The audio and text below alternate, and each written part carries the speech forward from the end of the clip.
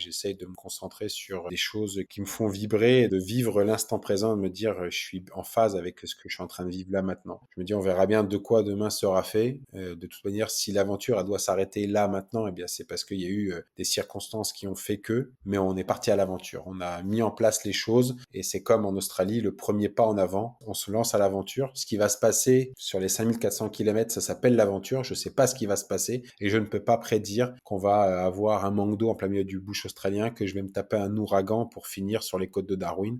On le découvre en vivant les trucs. Le Calvi Monaco, on sait pas du tout qu'on va avoir des méduses en plein milieu de la mer Méditerranée. On sait pas qu'on va avoir un orage qui va s'abattre et qu'on va devoir dégager de la zone, sinon on va se faire griller par un éclair et on va crever en plein milieu de la Méditerranée. Tout ça, c'est de l'aventure et c'est ce qu'on va vivre pendant. Donc je me dis, ce qui est gagné est gagné. On profite et on vit les choses pleinement à 100% et on essaye de les vivre au jour le jour. Et ça, c'est super important.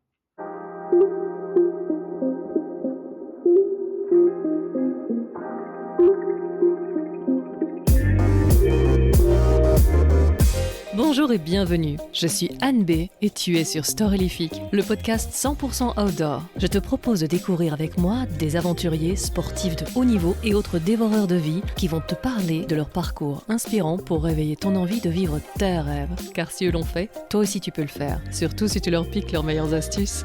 Et simplement en écoutant, tu soutiens déjà la reforestation, car ici, on ambitionne de planter des arbres avec les oreilles. Alors, si ce podcast te plaît, n'hésite surtout pas à le partager avec des amis, ça aide énormément le projet de reforestation qui sous-tend ce podcast. Alors d'avance, je te dis merci. Ce jour, nous poursuivons la conversation entamée la semaine passée avec l'aventurier Rémi Camus. Et après avoir découvert sa traversée de l'Australie où il a connu la soif, la vraie, déterminante pour son engagement actuel sur l'enjeu de l'eau, nous partons donc rejoindre la mer Méditerranée dans cet entretien où il nous raconte sa traversée à la nage en autonomie de Calvi en Corse à Monaco, une traversée de 180 km devenue 250. Ce détail devrait vous mettre la puce à l'oreille. Non, cette entreprise ne fut pas des plus simples. Message à tous les amoureux de l'outdoor et de l'aventure. Avant de plonger dans notre épisode, j'aimerais vous parler d'un partenaire fantastique qui rend tout cela possible, AS Adventure. Savez-vous que la préparation est la clé pour réussir une aventure ? AS Adventure est bien plus qu'un simple magasin d'équipement, c'est l'endroit où vous pouvez trouver une expertise solide pour vous aider à construire vos aventures. Que vous soyez randonneur passionné, campeur chevronné ou voyageur intrépide, faites confiance à AS Adventure pour des conseils avisés et un équipement de qualité. Leurs experts vous guideront vers les choix les plus judicieux pour rendre votre aventure exceptionnelle. Visitez leur site web ou rendez-vous dans l'un de leurs magasins pour profiter de leurs meilleurs conseils. Mes invités me parlent souvent du choix du matériel, alors évitez les galères, faites-vous conseiller par des experts. Merci à AS Adventure pour leur soutien continu à notre podcast et pour aider nos auditeurs à vivre des expériences outdoor inoubliables. Maintenant, plongeons dans l'épisode du jour. Du coup, on va passer sur Calvi Monaco, on va un peu s'hydrater après toute cette sécheresse avec ton aventure dans l'eau. D'où est-ce que ça t'est venu cette idée de faire Calvi Monaco ? En fait, lorsque j'ai fait le Tour de France à la nage en 2018, j'étais convaincu que nos côtes françaises étaient propres. Je pensais vraiment qu'on allait avoir un littoral très propre en termes de pollution, qu'il n'y allait pas avoir beaucoup de déchets, etc. Et puis quand on regarde la position de la France, où est-ce qu'elle est, quand on regarde son emplacement face à l'océan, etc., on a quand même une côte française qui est très exposée aux mers et aux océans. Et donc forcément, cela ramène sur nos plages énormément de déchets.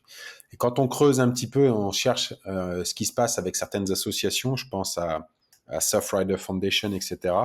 Puis on se rend compte que les collectes qu'ils peuvent faire sont quand même assez abondantes et on a un littoral français relativement sale.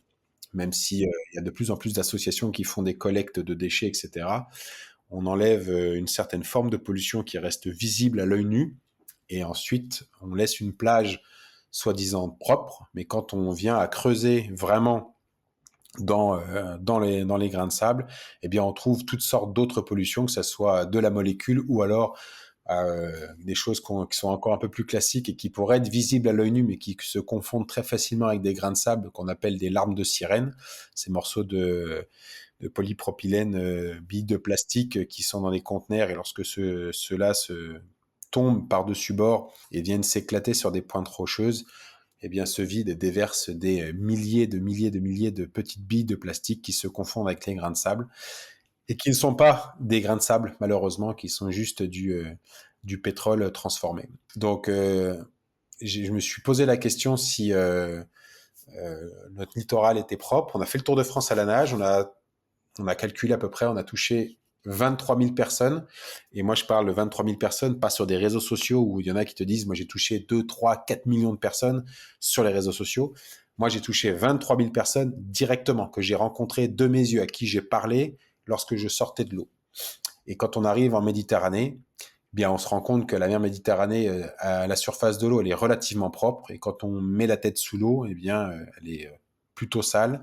On trouve de l'armature de bateau, on trouve des micro-ondes, des machines à laver, on trouve des fours, on trouve des carcasses de voitures, on trouve des pneus, on trouve des filets, on trouve des bouteilles en plastique, du verre, etc., etc., etc. Et donc, c'est là où je me suis posé la question s'il n'y avait pas une autre forme de pollution, parce que là, on parle d'une pollution qui est visible à l'œil nu, et c'est comme ça qu'on en est venu à collaborer avec le laboratoire Wessling pour travailler sur ce qui est infiniment petit, ce qui n'est pas possible d'être capté par l'œil humain. Et donc, on a collaboré pour mettre en avant de Calvi jusqu'à Monaco. Donc, Calvi, l'île de beauté, on passe par le sanctuaire Pélagos, qui est soi-disant une aire marine protégée par des papiers, mais les gens viennent pêcher abondamment au filet, etc., et sans aucun scrupule. Et pour terminer à Monaco, qui est quand même une principauté qui fait énormément de choses sur les mers et les océans, essayer de faire, d'avoir une certaine forme de sensibilisation à propos de ça.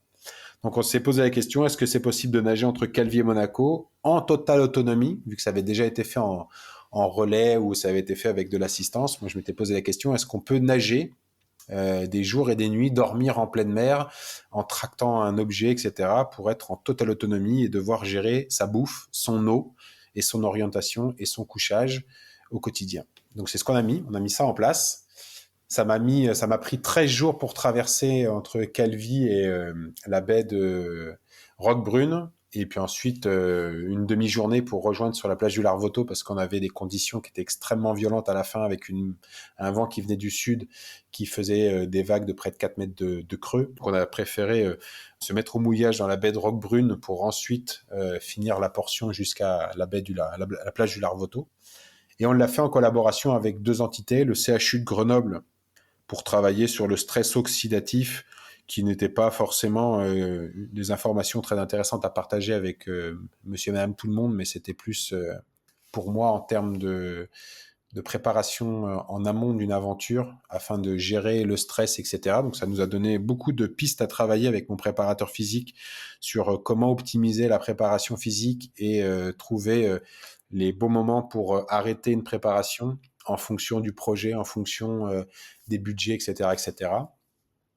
Et puis ensuite, on a collaboré avec le laboratoire Wessling dans l'objectif de pouvoir faire des analyses en plein milieu de la mer Méditerranée sur les PFAS, les polluants éternels, qu'on retrouve principalement, malheureusement, dans énormément d'applications au quotidien. Nos ustensiles de cuisine, nos cosmétiques, les produits phytosanitaires, la peinture, les emballages, les vêtements techniques, l'aéronautique, le nautique, etc. Et donc, on a immergé des coussins de cheveux. On avait un coussin de témoin, un coussin blanc qui nous a servi d'avoir une base de travail. Et ensuite, on avait un coussin qu'on a immergé à l'allée, qui nous a révélé la trace d'hydrocarbures, et ce qui en soi est plutôt logique, vu qu'on est en mer Méditerranée. Il y a toutes sortes de bateaux qui circulent. Donc d'avoir de l'hydrocarbure à la surface de l'eau, c'est à peu près logique. Donc on est passé à travers une nappe de zinc, je crois.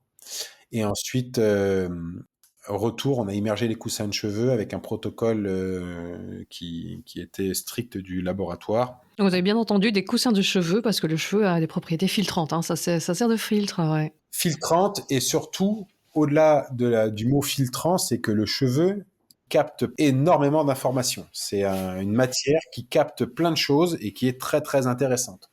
Donc c'est ce qu'on a fait avec la startup Capillum. C'est eux qui nous ont fourni les coussins de cheveux pour pouvoir faire nos analyses. Et donc On avait un protocole strict avec le laboratoire, immersion des coussins de cheveux pendant 48 heures, le plus loin des côtes pour pas avoir une problématique de trafic maritime, etc. Et donc, on a balancé les coussins de cheveux et les analyses ont révélé la présence d'un PFAS. Donc, il existe des milliers de molécules de PFAS et on en a isolé un qui s'appelle le PFAS XA, qui est produit dans la vallée du Rhône, la vallée de la chimie. Et donc, avec des teneurs assez importantes, parce qu'on est 10 fois supérieur à la norme de toxicité dans un œuf qui est de 1,8 et on est 3 fois supérieur à celle des crustacés. Donc, ça reste après que des chiffres. Il faut faire très très attention à ce que l'on dit avec des chiffres et un comité scientifique pourrait s'amuser à démonter facilement tout ce qu'on a mis en place parce que ce sont que des chiffres et on leur fait dire ce qu'on veut. Mais ce qui est intéressant, c'est que on a sorti 18 microgrammes de PFAS XA par kilo de cheveux. Alors certes, le cheveu a cette particularité de facilement capter les informations, mais nous n'avons pas fait une expédition en ayant connaissance de cause que à cet endroit-là précis, il y avait des PFAS, en faisant des prélèvements d'eau un peu partout, et ensuite on a monté une expédition. On a juste traversé la Méditerranée, on a pris les coussins de cheveux, et suivant le protocole, à plus de 100 km des côtes, nous avons jeté les coussins de cheveux pendant 48 heures. C'est de la molécule, on ne la capte pas à l'œil nu, on a dit on verra bien ce que nous allons découvrir par la suite. Ce qui est intéressant, c'est qu'en jetant juste des coussins de cheveux comme ça dans l'eau, cela a capté, donc peut-être qu'on est passé à travers une nappe de PFAS, on n'en sait rien du tout, mais néanmoins, nous avons sorti 18 microgrammes de PFAS XA par kilo de cheveux, ce qui est relativement assez important quand on regarde ce qu'on arrive à capter dans des cheveux. Alors certes, ce n'est pas la quantité de PFAS qu'il y a en Méditerranée par litre d'eau en Méditerranée, sinon on est vraiment dans la merde. Mais c'est vraiment pour expliquer qu'il y a de la présence de PFAS en plein milieu de la mer Méditerranée et que ces PFAS-là, le PFAS XA, est un PFAS qui est produit, entre autres, il y a sûrement d'autres endroits, mais entre autres, dans la vallée du Rhône, la vallée de la chimie. Ok, ouais, c'est super intéressant. Un peu flippant, mais très très intéressant. Ça reste flippant, effectivement. Après, c'est ce que j'ai toujours dit, moi, lorsque je fais mes conférences, que ce soit sur la partie environnementale, etc. Je leur dis, moi, mon objectif, c'est pas de vous foutre les jetons. Moi, mon objectif, c'est juste de vous sensibiliser pour que vous ayez conscience de ce qui se passe, pour que vous soyez pas des consommateurs, mais de meilleurs consommateurs et d'avoir des connaissances, de dire il faut pas acheter ceci, il faut pas acheter cela parce qu'il y a telle ou telle chose, etc. Je sais juste que vous ayez des connaissances pour que vous puissiez faire attention aux choses. Je suis pas là en train de vous juger, vous faites bien ce que vous voulez, mais je suis là pour sensibiliser les gens et leur dire faites attention, voilà ce qu'on a trouvé, voilà ce qu'il y a. D'accord.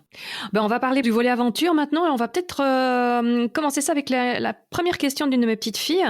Bonjour Rémi, comment as-tu fait pour dormir? Ah, ça c'est la deuxième. Je crois que c'est mieux de commencer par celle-ci.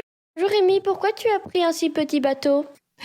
D'abord, on va commencer par son petit bateau et puis après, effectivement, le truc après de dormir sur ce petit bateau, c'est vrai que c'est intéressant aussi. Elle s'appelle comment la première fille qui a posé la question? La question ce petit bateau, c'est Valentine. Ok, alors Valentine, pourquoi est-ce que j'ai pris un si petit bateau? Eh bien parce qu'il fallait déjà fabriquer une embarcation. Donc il y avait deux choses. Il y avait le bateau d'assistance qui me servait uniquement de sécurité et il y avait la plateforme. Alors j'imagine que c'est la plateforme, voilà. Il y a la plateforme que je tractais derrière moi pour pouvoir me déplacer. Alors il reste toujours une vraie problématique, c'est que la plateforme n'avait pas de moteur.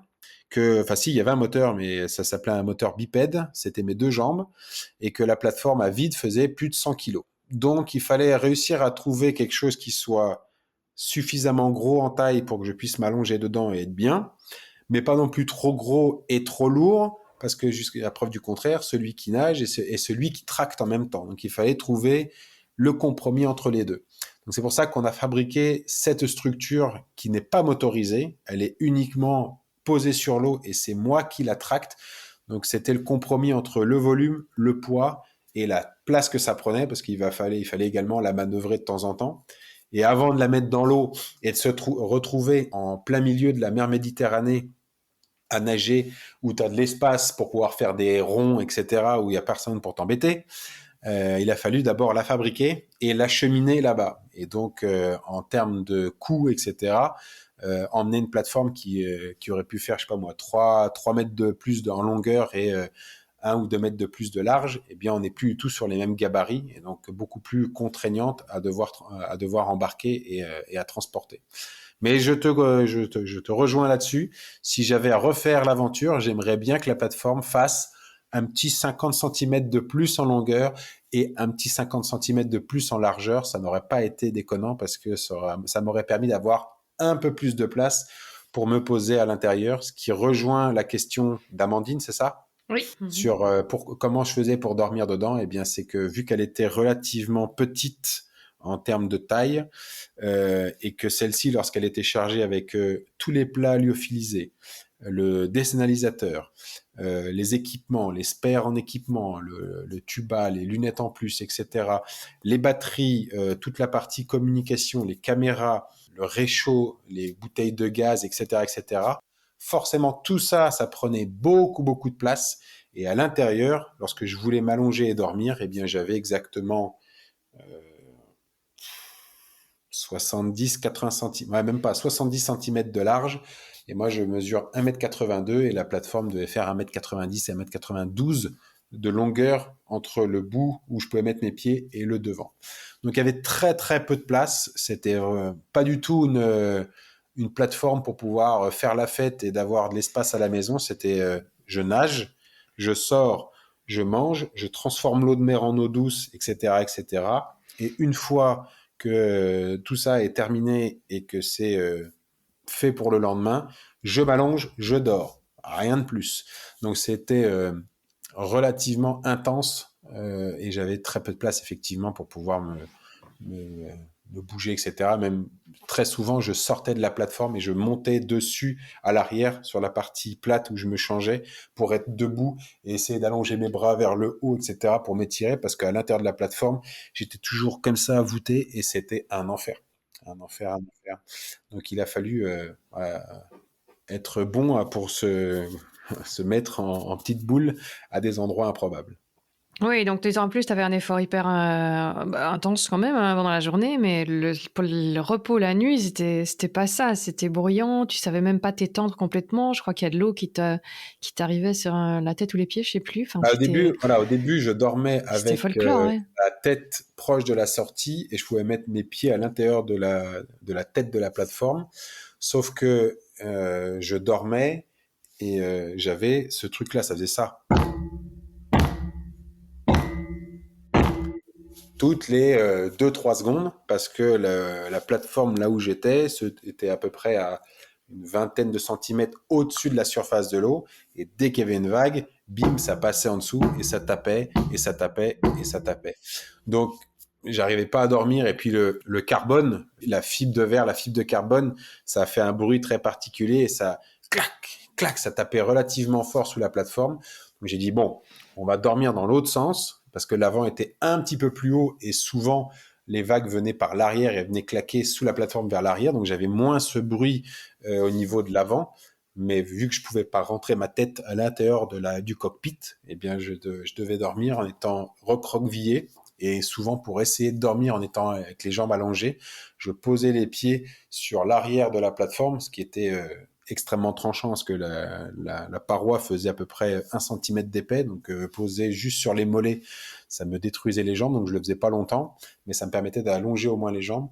Mais j'ai passé quelques longues nuits à me reposer et pas forcément à dormir. Hmm. Ouais. Tu dis aussi, là, on voit toujours le pendant, un petit peu l'après, l'avant on ne le voit pas du tout. Comment tu te prépares à ça? Je sais que dans tes routines, même hors aventure, tu as un rapport très particulier avec ton congélateur, mais Ouais, bah je travaille en étant assez strict sur les entraînements pour que ça soit rythmé, etc. Notamment quand on planifie une aventure intense, etc. J'essaye d'avoir une planification régulière avec mon préparateur physique.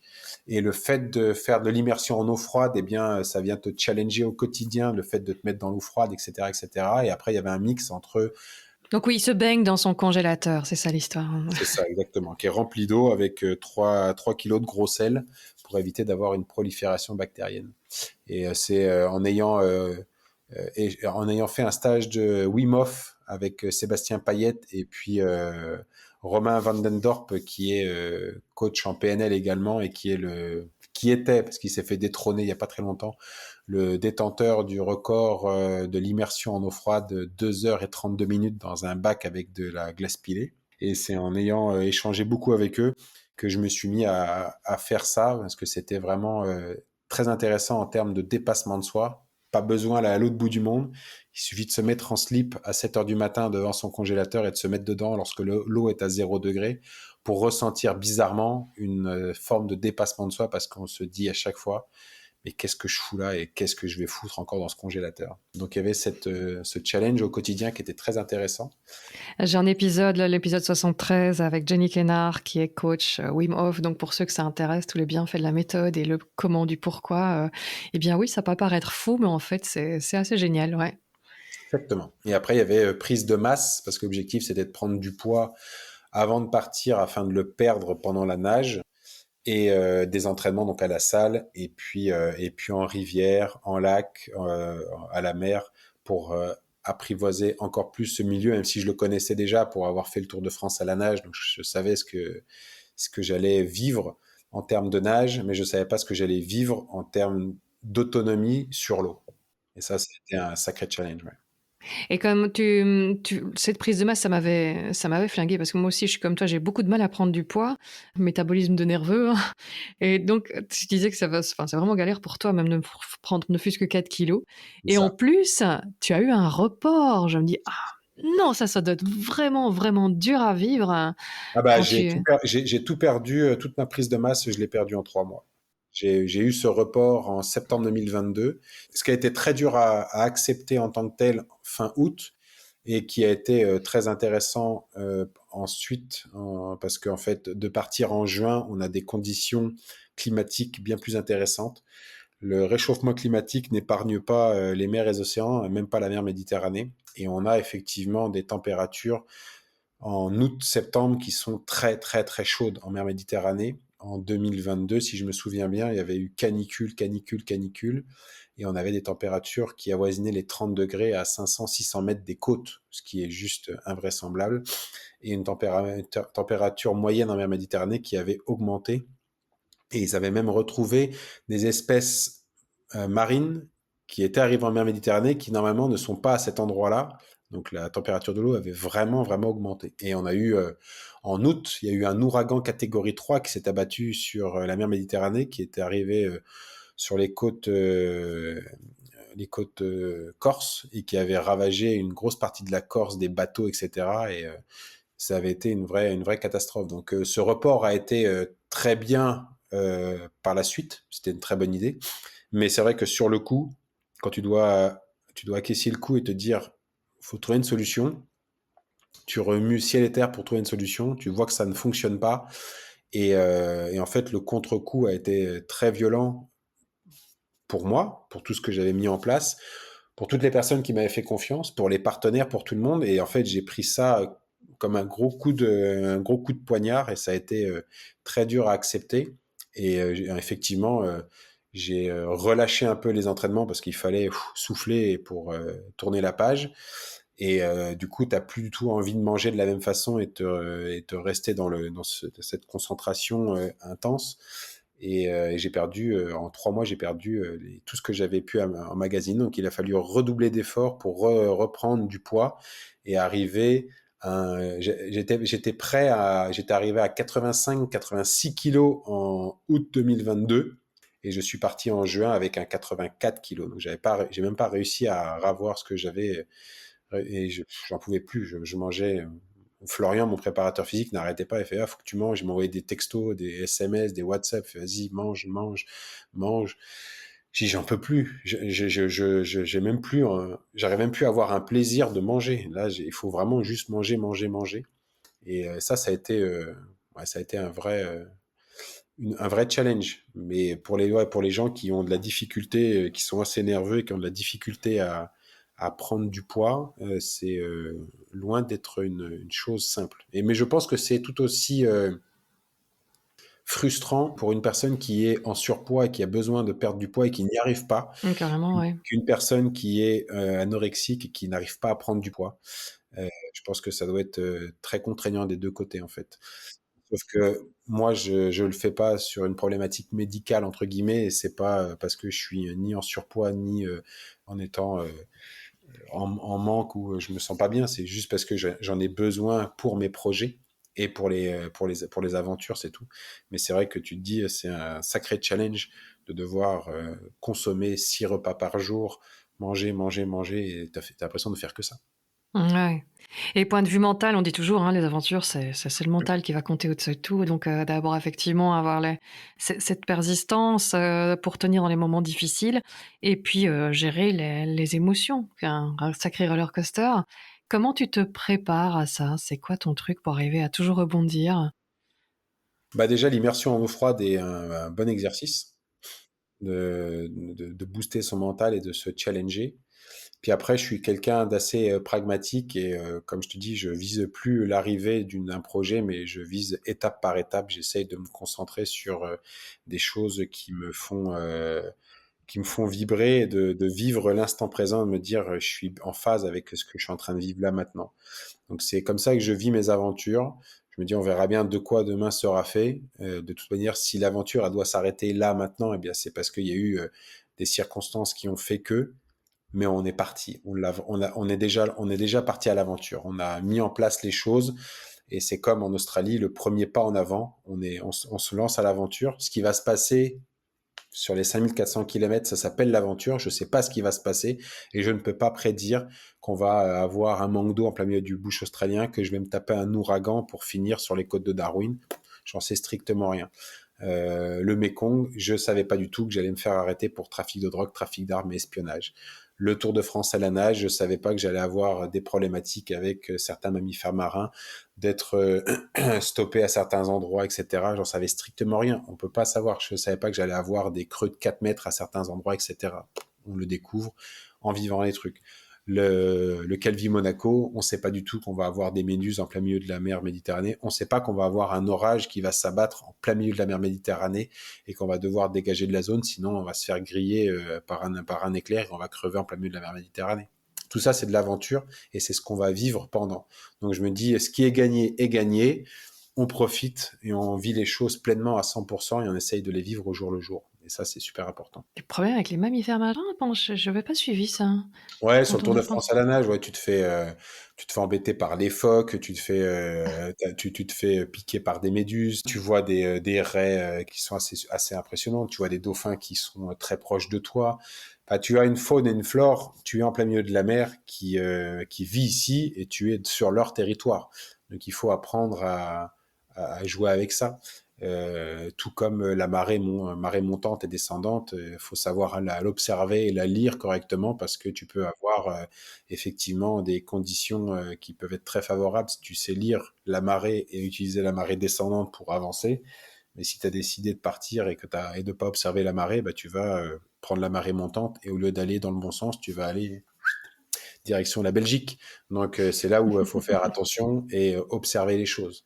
Et tout ça, même si tu le sais et que ça reste une aventure, eh bien, au quotidien, il faut penser à tout. Tu sais pas que tu vas devoir te mettre dans l'eau à 4 heures du matin et nager de nuit parce que la marée montante est à ce moment-là et que la marée descendante sera au mauvais moment. La marée descendante est au bon moment et la marée montante sera en plein milieu de la journée, donc pas propice.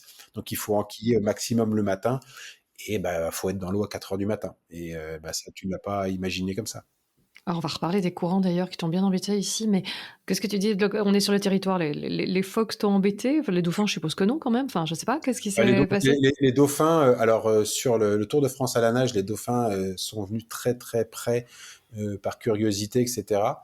Les phoques sont venus très proches, jusqu'à m'attraper une palme pour essayer de me l'arracher, etc.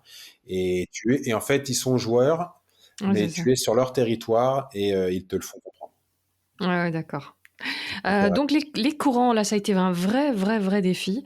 Parce qu'au début, tu voulais le faire en autonomie totale. Donc, personne pour te donner l'azimut, Mais sauf je l'ai toi, fait comme ça. etc. Je l'ai Euh, fait je l'ai fait en totale autonomie, mais je l'ai pas ouais, fait je l'ai pas fait sans assistance. ouais, C'est-à-dire voilà. que Mhm. je me débrouillais pour ma route, je me débrouillais pour l'eau, pour la nourriture, pour tout ça. En revanche, effectivement, à un moment donné, au bout du 5e jour, bah, il faut peser le pour et le contre, et il faut couper la poire en deux, tout simplement parce que c'est une aventure humaine où je suis tout seul à nager, mais il y a une équipe avec moi. Et cette équipe, il faut en prendre soin et il faut l'écouter. Quand on est en plein milieu ou en train de faire, par exemple, le Tour de la France à la nage, avoir un renouvellement des bénévoles, je veux pas dire que c'est simple, mais c'est pas très compliqué en soi. L'autre, il dit, je peux rester 15 jours. Il trouve une gare, il monte dans un train, il rentre chez lui, il y a une autre personne qui arrive et on repart. Relativement simple. Sauf que quand tu es en plein milieu de la mer Méditerranée, il y en a un qui te dit, bon, moi j'en ai marre, je rentre. Bah là, mon pote, en fait, bah, faut nager. Hein, donc, on peut pas faire demi-tour parce que si tu décides d'arrêter, moi, je suis obligé de repartir avec vous parce que, en fait, si vous partez vous, vous êtes même pas sûr de me retrouver en plein milieu de la mer Méditerranée.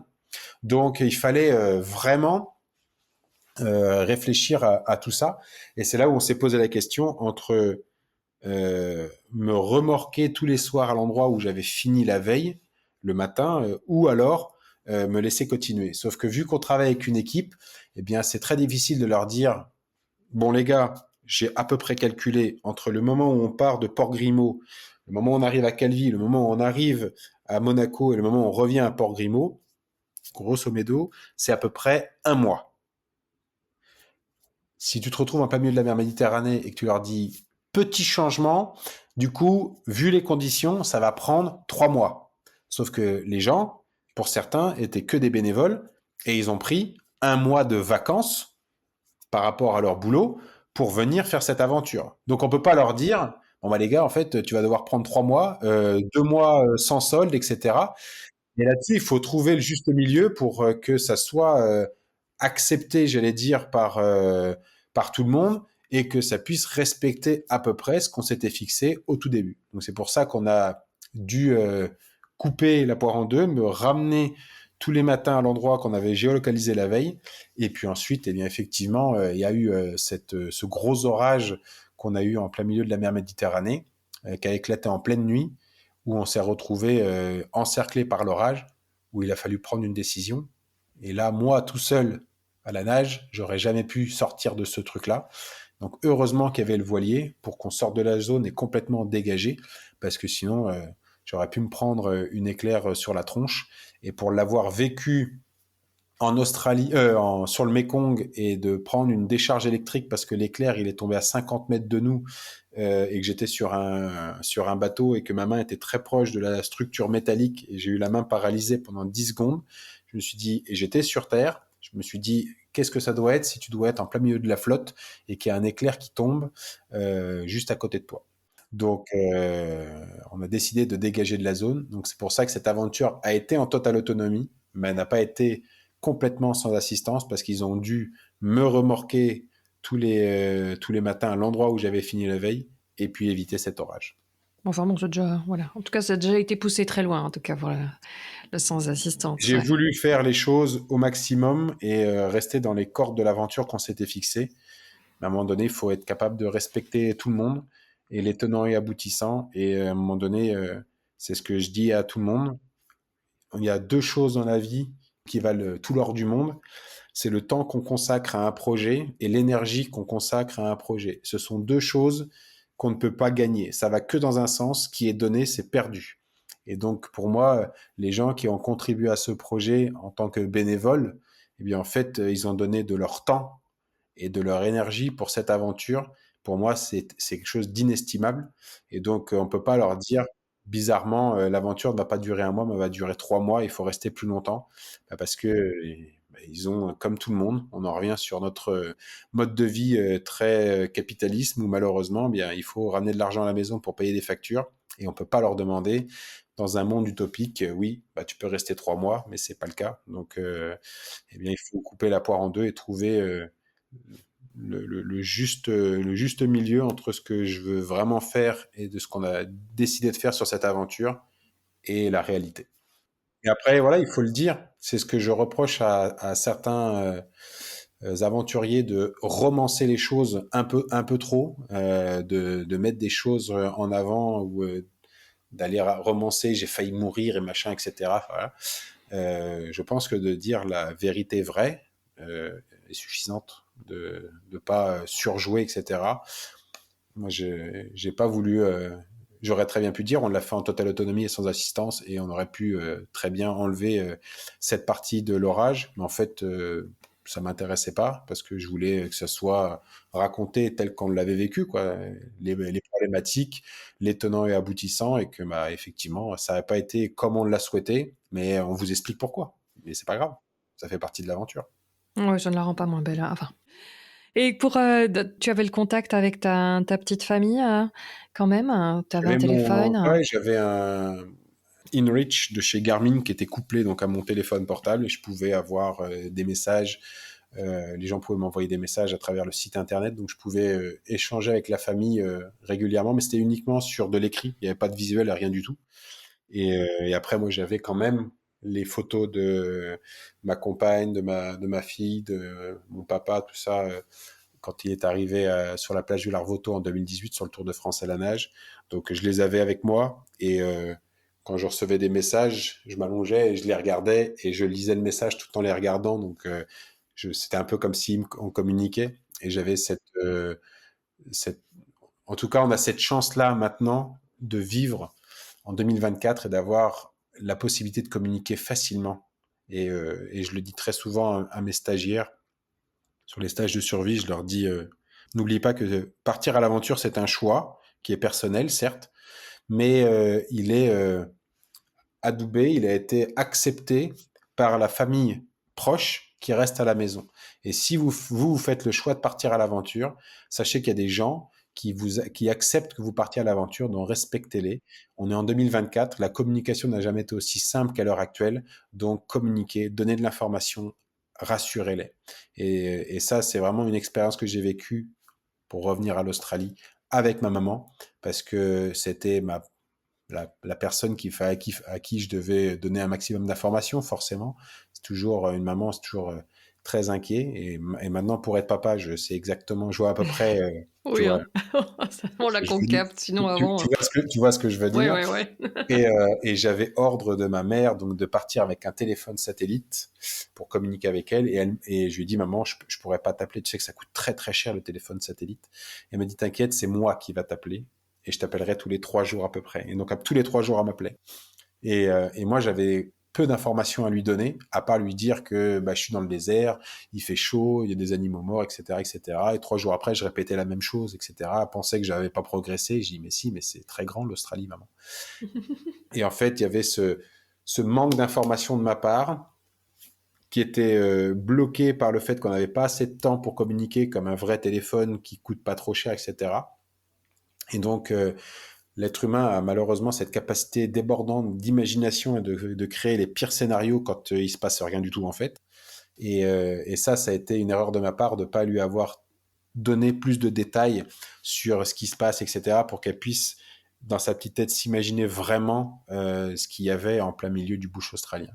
Et donc, en ayant eu connaissance de cette problématique, parce que ma mère a eu une douleur au ventre sur toute la traversée en courant, etc., parce qu'elle se faisait un sang d'encre, elle avait la trouille pour moi, etc. Et encore une fois, c'était, je pense, lié par le fait que je donnais peu d'informations et que elle s'imaginait des trucs de ouf, alors que, certes, je vivais pas forcément des choses qui étaient comme Monsieur et Madame Tout le Monde au quotidien, mais ça allait en règle générale pour l'ensemble. Et je me suis dit ça, je veux pas que ça soit fait de la même façon, je veux pas que mes proches aient à revivre la même problématique. Donc sur le cas de Vie Monaco, j'ai beaucoup insisté sur la communication pour pouvoir donner l'information, et donc je communiquais avec Laura, avec ma compagne, qui elle expliquait à notre fille ce qui se passait, etc. pour eh bien pour qu'elle puisse avoir des images, etc. sur ce que j'étais en train de vivre au quotidien, quoi. Donc ça, c'était vraiment important. Tu étais aussi en contact média. J'ai beaucoup aimé quand tu racontais que le contact média, parfois, on te demandait alors demain, la journée de demain. Non, non, attendez, je viens de terminer ma journée, on reste à aujourd'hui. Donc, toujours cette capacité que tu as maintenant à ne pas aller chercher trop loin, à juste vivre le jour, jour après jour. Et puis, tu as Bah, bien imposé un sûr, peu ça aux médias aussi. bien Et sûr. voilà, là, ce qui va se passer maintenant, bah, c'est que je vais manger, je vais retrouver mon équipe, on va échanger, je vais me reposer. Puis voilà, demain, on verra. Bah ouais, demain est un autre jour. Et en fait, les gens imaginent que c'était là, ça, c'était sur le Tour de France à la nage, tu vois. Mais les gens, pour eux, ils comprenaient que je venais de faire 12-13 heures de nage. J'avais fait mes 30 kilomètres de nage et que, bon, bah, voilà, c'est fini. Du coup, demain, c'est quoi la journée? Je fais, mais attendez, il est 18 heures là. On est au mois de fin juin, début juillet. Le soleil se couche très tard. Laissez-moi vivre. Donc là, j'ai envie d'appeler ma compagne pour voir comment ça se passe. Faut que j'appelle la boîte de communication pour leur dire où on en est, faire un débrief avec l'équipe, etc. Boire une bonne pinte de bière parce que j'ai soif, aller manger. Enfin, toi, il y avait tous ces trucs-là qui étaient pour moi super importants et qui faisaient partie de l'aventure. C'était Bien vraiment sûr. vivre une aventure humaine. Certes, j'étais tout seul à nager, mais on a passé des putains de bons moments avec l'équipe. Et moi, j'en reparle avec certains. Tu vois, j'ai ma pote Audrey qui est venue en Australie avec moi en 2019, que je vois de temps en temps. Et des fois, on rediscute du Tour de France à la nage.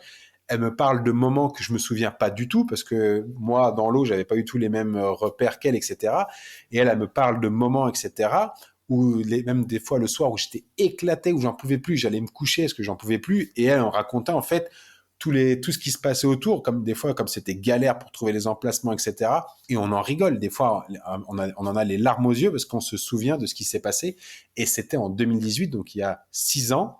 Et je suis persuadé, dans 10 ou 15 ans, si on a encore de ce monde, on en parlera encore avec Audrey et on rigolera de la même façon parce que c'était des moments forts avec plein de bénévoles, des trucs, des galères pas possibles. Et tu te dis, comment est-ce qu'on a réussi à faire ça avec une poignée d'une centaine de personnes, de nager pendant 3 mois et demi autour de la France. Et, et c'est pour ça que je dis, ne me gâchez pas en fait le plaisir de se dire, et demain, qu'est-ce qui se passe? Je fais, non mais laissez-moi vivre cette journée, cette fin de journée. Je vais m'allonger, je vais dormir, et quand j'aurai fermé les yeux, je veux profiter de ma nuit et de kiffer, de m'allonger dans ce sac de couchage et de ressentir le duvet qui vient épouser mon dos et tout ça, et d'être trop bien. Et quand j'ouvrirai les yeux demain matin, quand je mangerai, on fera un briefing avec l'équipe sur la journée, etc. Et là, on lancera la journée et on verra comment ça va se passer. Mais ne gâchez pas, en fait, le bonheur d'avoir fini aujourd'hui et d'être là, de rencontrer des gens qui sourient, qui sont en vacances, etc. Et de leur faire passer le message sur l'environnement, etc., etc. Et cetera. Et ça, c'était kiffant. Et c'est ce que je dis aux gens, vivez ce flow, vivez l'instant présent et vivez-le pleinement. Bah, tout à fait. Je vais te poser quelques dernières questions que je pose toujours à la fin du podcast. Quel est l'échec qui t'a le plus appris, l'échec formateur? Parce qu'un échec n'est qu'un échec que si on reste dessus et pas si on en tire les leçons. Ouais, et puis après, qu'est-ce que ça veut dire un échec? Moi, j'ai eu du mal. Tu vois, je pense que le dernier gros échec, ça a été effectivement sur le Calvi Monaco, le report. Et tu vois, je viens de justement encore une fois d'appuyer sur le mot, c'est qu'il m'a fallu quelques mois pour accepter que ce ne soit pas un échec, mais que ça soit un report. Et c'est rien du tout, hein, mais juste ce petit mot a complètement changé ma vision de cette aventure-là, de me dire non, Rémi, c'est pas un échec. Tout le travail a été fait, tout a été là. C'est un concours de circonstances fait que malheureusement on n'a pas pu partir avec un problème avec le skipper, etc. On n'a pas pu partir. Eh bien, on va reporter l'aventure. C'est pas grave. Il n'y a pas eu de frais engagés, on n'a pas dû envoyer la plateforme à Calvi, etc. On n'a pas fait toutes ces démarches-là, donc on a juste mis en stand-by. Il faut juste relancer la machine à une autre date. Certes, il va falloir doubler d'efforts pour reprendre le poids, etc. et retravailler sur la préparation physique.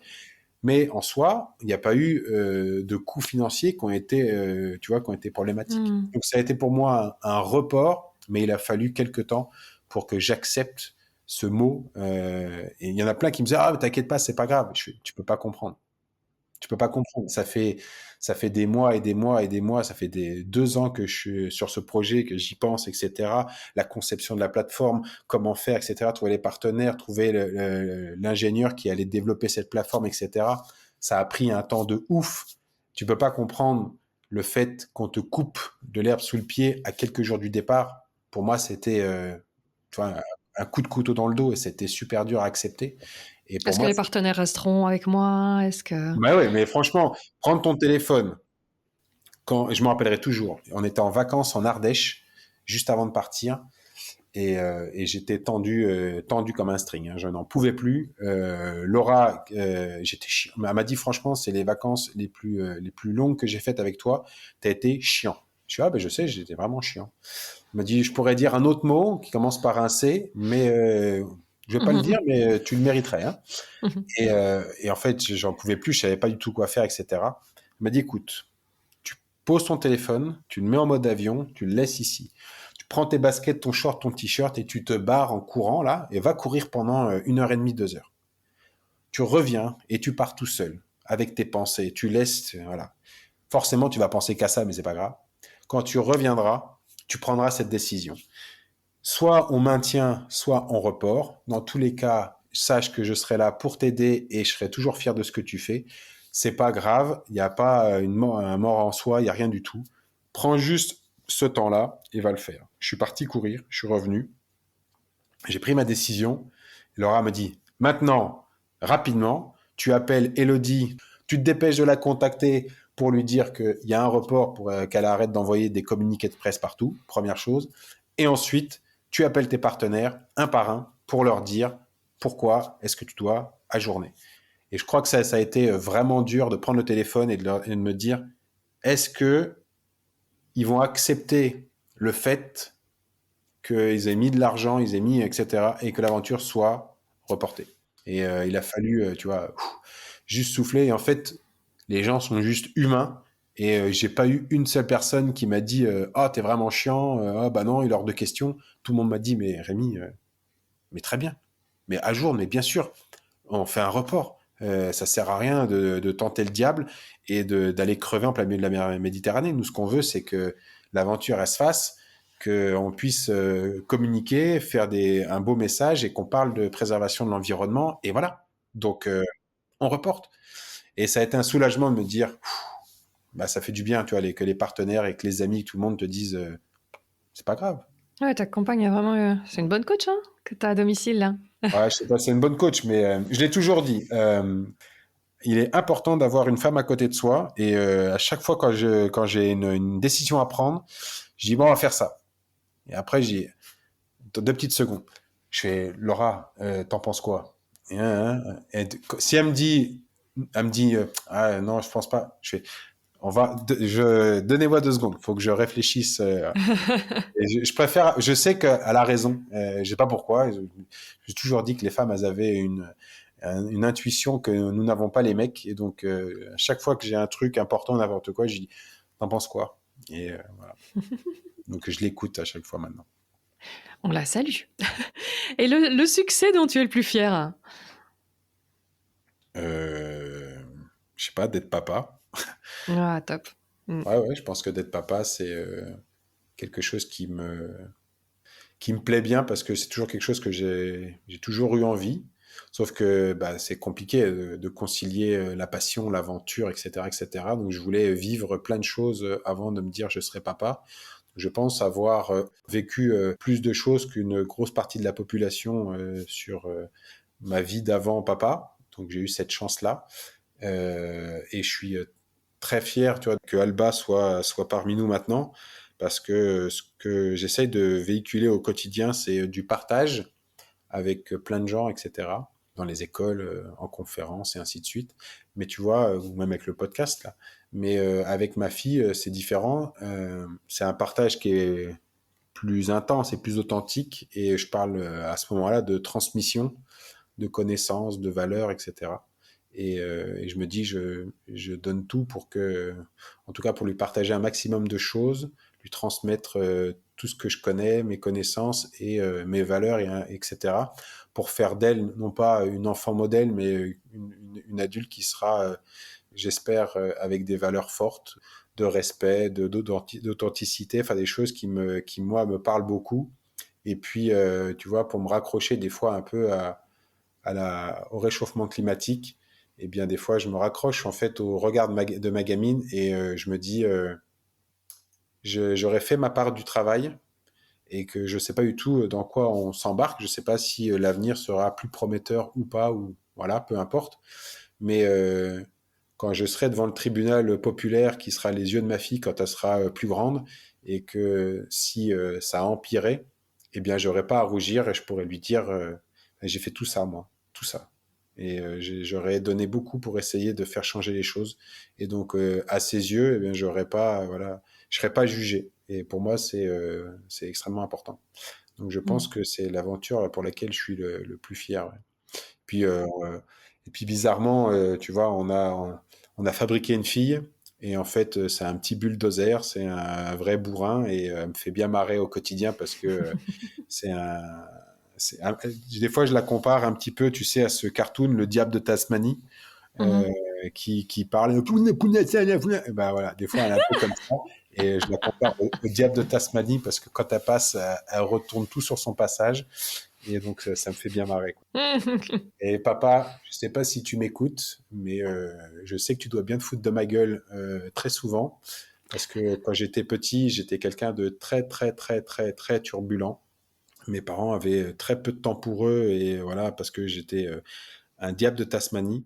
Et mon papa m'avait dit un jour, je te souhaite d'avoir un enfant qui soit aussi chiant que toi, mais vraiment aussi chiant que toi, pour que tu puisses vraiment comprendre ce qu'on a vécu. Et quand je la vois des fois, et où elle est, c'est un bulldozer, et où elle part dans tous les sens, et faut courir à droite et à gauche parce qu'elle va partir avec n'importe qui. Dès qu'il y a une personne qui tend la main, elle serait capable de partir avec, ce que je faisais moi. Enfin voilà.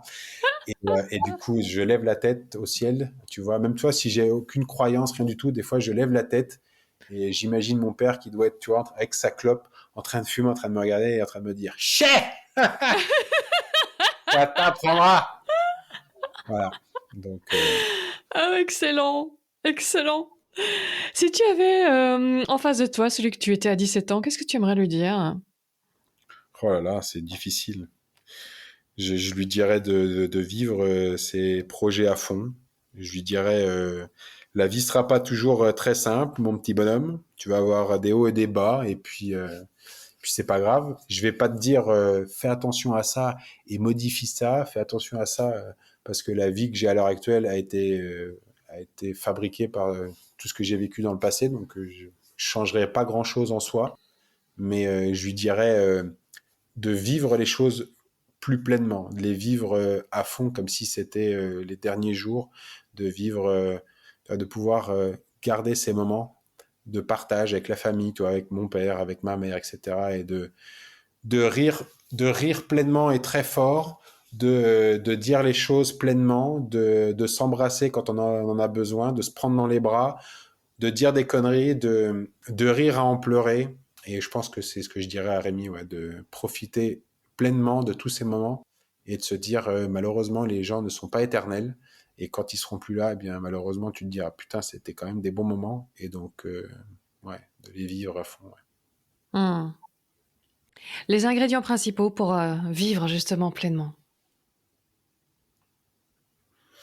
D'avoir du temps, euh, d'avoir du temps et d'apprécier les choses, je dirais.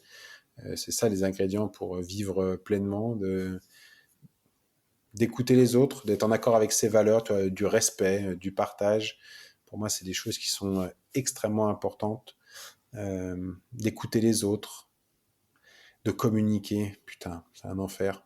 On, sait pas, on a des canaux de communication de malades à l'heure actuelle qui sont biaisés, qui ne sont pas des vrais canaux de communication, qui ne sont pas des vraies formes de communication, et d'apprendre à communiquer différemment et d'apprendre la communication de l'autre. Je reviens souvent à mon père. J'ai compris sa forme de communication le jour où je l'ai ramassé dans la cour de la maison mort. Je l'ai ramené, on l'a allongé sur le canapé. Je me suis posé dans la table de la cuisine, sur une chaise dans la cuisine. J'attendais mes oncles et tout ça qui débarquent. Et j'étais tout seul. Et en fait, je me posais 15 000 questions, comment c'était arrivé. Et c'est là où, en fait, j'ai compris plein de choses. De me dire, en fait, j'ai compris ta forme de communication, une communication de présence et pas une communication de mots. Et donc, il faut, je pense, apprendre à communiquer les uns vers les autres et qu'on est tous différents, générations différentes, etc. Mais qu'il faut qu'on apprenne à communiquer et à se respecter plus. Et je pense que ça, c'est un ingrédient qui est extrêmement important. Et puis, de pouvoir se ressourcer encore plus et d'être plus proche de la nature et d'être plus proche de ses racines, d'aller se perdre dans la forêt, tu vois, seul, d'aller se parler, etc. Ça fait du bien, ça fait un bien fou. Ça permet de remettre quelques pendules à l'heure. Et ça, moi, en tout cas, ça me fait du bien. J'adore aussi. J'ai un problème, je vais me balader en forêt, ça va tout de suite mieux. Exactement, c'est exactement ça. Si quelqu'un te dit, oh Rémi, j'aimerais tellement moi aussi réaliser mes rêves, tu lui dirais quoi? Bah, je lui dirais exactement comme j'ai pu dire à énormément de personnes, bah vas-y, ose, fais. Il y en a plein qui me disent, bah, je sais pas faire. Mais tout comme moi, je ne savais pas faire non plus. Je me suis posé un jour et puis j'ai commencé à imaginer un projet comme ça, mais j'ai osé les choses, oser se prendre des portes dans la tronche, oser accepter un non, oser d'aller rencontrer telle ou telle personne. De toute manière, je pars du principe où la personne en face, elle va pas te manger. Au pire, elle va te dire non, voilà. Et comme disent beaucoup de personnes dans la vie, c'est soit on gagne, soit on apprend. Donc en soi, il n'y a pas de mal à avoir un non. Tant qu'on a assimilé le pourquoi, comme tu disais tout à l'heure, de l'échec, si on comprend sa notion, etc., bah, ça devient plus un échec. On a une certaine forme d'apprentissage. Et c'est exactement ça. D'oser les choses, avoir un peu d'audace. Et après, ça roule. Exact. Il y a une citation qui t'inspire? Bah, c'est ce que je dis assez souvent, oser, c'est gagner. Et c'est vraiment le cas, en tout cas en termes d'engagement. Et puis ensuite, sur quelque chose qu'a repris un jeune qui s'appelle Inès, mais qui s'appelle Inoxtag sur les réseaux, où il disait à chacun son Everest, eh bien, c'est exactement ce que je dis depuis des années à plein de personnes. Vous n'avez pas besoin d'aller faire l'ascension de la montagne la plus haute du monde pour ressentir les choses, même d'aller faire un petit sommet à proximité, une petite aventure. Eh bien, si vous vivez les choses pleinement et que vous êtes en accord avec vos valeurs, etc., vous allez vivre des choses extraordinaires. Et c'est exactement ce que je dis aux gens. Vivez les choses à votre échelle, à chacun votre Everest. Exact. Ton actualité du moment, tes projets futurs, il y a des choses que tu as envie de nous partager? Là, je serai dans un festival en Belgique Eh mais oui. dans peu de temps, donc ça c'est cool pour présenter le Calvi Monaco et d'échanger avec les gens. Donc ça c'est génial. Beaucoup de conférences, donc ça c'est cool, et que je donne régulièrement en entreprise, dans les écoles, donc ça c'est vraiment sympa. Mhm. Et puis on est en train de travailler sur une aventure, la suite du Calvi Monaco, parce que les analyses qu'on a faites avec ces PFAS XA provenaient principalement de la vallée du Rhône. Donc on est en train de mettre en place un projet sur la vallée du Rhône pour essayer de faire de la cartographie de PFAS et encore une fois, exactement comme sur le Calvi Monaco, montrer la beauté des choses tout en montrant la fragilité de l'environnement dans lequel on est en train d'évoluer.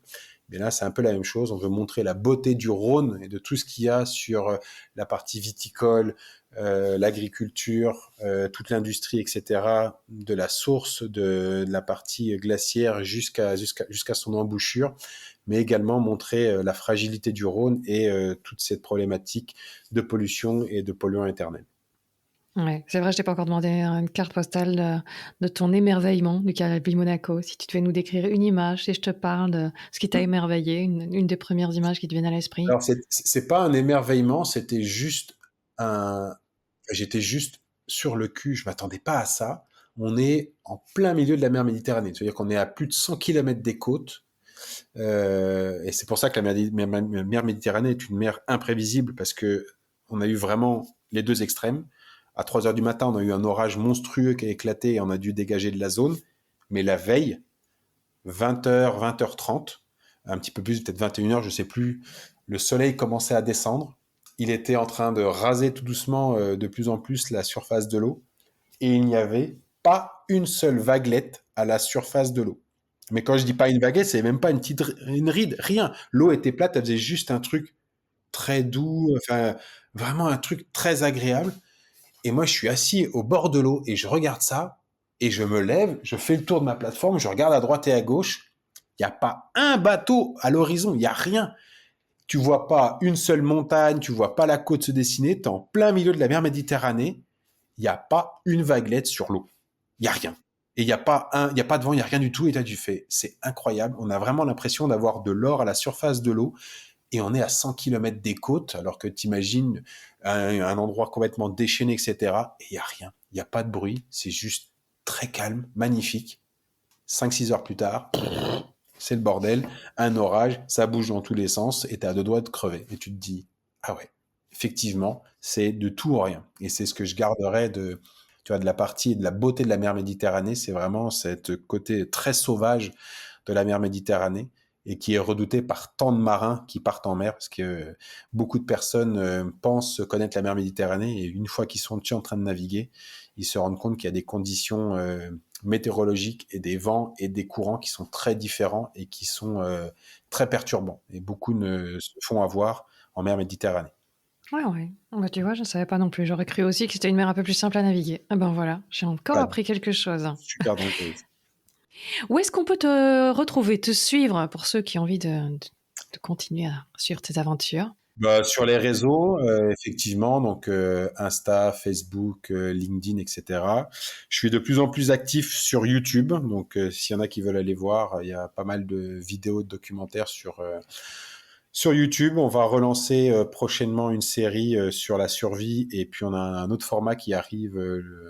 On a notre premier tournage mi-novembre avec alors c'est pas du podcast en directement, mais c'est un podcast immersif mais en vidéo, donc quelque chose de très très immersif avec des personnes inspirantes. Donc on va mettre ça en place. On a notre premier invité qui est Noam Yaron, qui a tenté de faire la traversée entre Calvi et Monaco à la nage au mois d'août là, et qui n'a pas réussi à la terminer, que je vais probablement accompagner en mois de juin l'année prochaine pour retenter cette aventure et lui donner toutes les petits tips et pour pouvoir qu'il soit optimal et réussir à faire cette traversée. Donc ça sera notre premier invité, et l'objectif c'est d'embarquer les gens, et quand les gens regarderont la vidéo sur YouTube, eh bien ils auront l'impression d'être la caméra centrale et d'être avec nous autour du bras zéro. Donc, ah ouais, génial. Ah ouais, top. Ah ouais, beau projet. Je suivrai ça la première. Vraiment cool. J'ai hâte de pouvoir faire le premier tournage là et de le sortir, parce qu'on a, carrément. On a tout un scénario qui est trop bien et je suis super content. Affaire à suivre. Eh bien, merci beaucoup, et alors à bientôt à des visus à Bruxelles alors. Trop Exactement. bien. Trop bien, ça me fait vraiment plaisir. Merci infiniment Anne-Bé pour ce temps, cet échange qui était très riche et très intéressant. Si cette aventure vous a parlé, vous pouvez venir la découvrir en images sur les écrans du festival Into the Blue le samedi 23 novembre à Bruxelles, en présence de Rémi Camus, à qui je me réjouis de serrer la pince, du moins s'il la serre moins fort que Mike Horn, sinon je me réjouis déjà beaucoup moins. Je vous retrouve dans 15 jours pour vous faire découvrir cette fois le parrain du Salon de la Plongée 2026 à Paris, où je serai également. Il s'agit du photographe sous-marin, évidemment, Greg Lecoeur de Nice, comme Brice, oui, qui a 32 ans, a tout plaqué pour parcourir le monde et ses océans et en ramener des clichés juste exceptionnels et de bien belles histoires. Comme toujours, je termine en te demandant de faire un petit geste tout simple qui fait un monde de différence pour le projet. Storyfix soutient la reforestation en redistribuant 50% de ses bénéfices. Donc, si l'épisode t'a plu, partage-le sur tes réseaux, abonne-toi, parle-en à un ami, car plus il y a d'oreilles, plus on plante. Merci à toi pour ton écoute et à Ice Adventure pour le soutien apporté à cet épisode. À bientôt. Tac. L'enregistrement. Ouais, c'est bon, impec.